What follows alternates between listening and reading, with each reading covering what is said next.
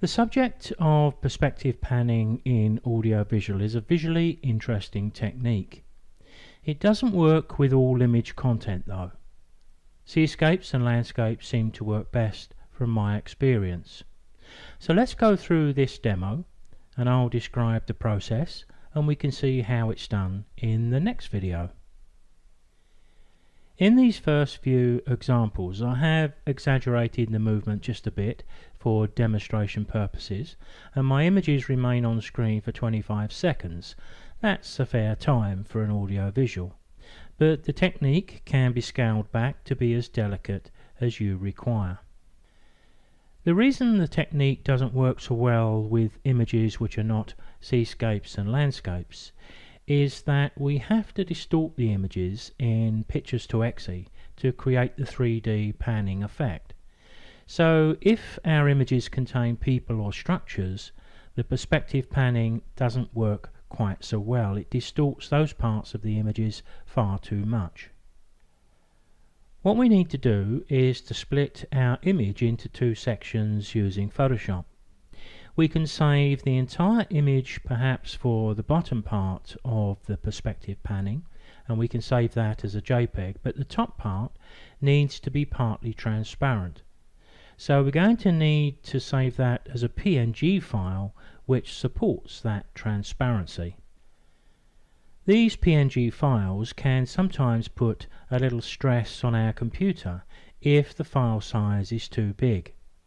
Now we actually need some extra size over and above the size of the slideshow we're going to make, which is likely to be 1920x1080. We need that extra size to create the perspective panning technique.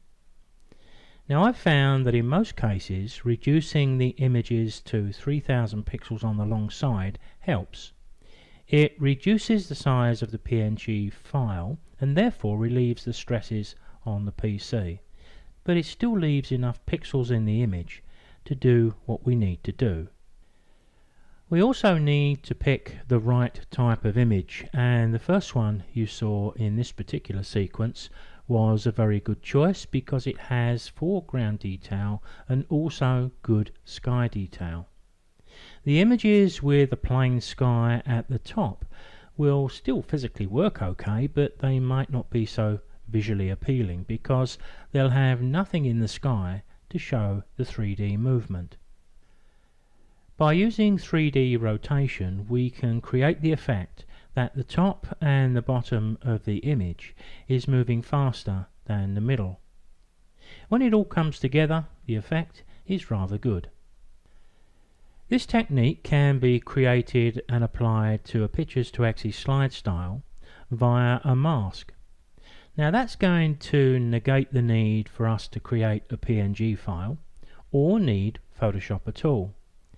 Now while it works fairly well, there's going to be a degree of hit and miss, simply because the mask we have to make with a soft edge is preset, whereas the position of a selection we make in Photoshop can be carefully chosen. But we could make masks on the rule of thirds, so we could have one mask for an image where the horizon is on the top line of the rule of thirds and one for the lower line. And even if our slide style isn't perfect, we could use it to test the water. It's quick to apply a slide style and we can get some idea if the image we've chosen is going to work pretty well with the technique. Then if we wished we could move to Photoshop and refine that selection to create the final effect.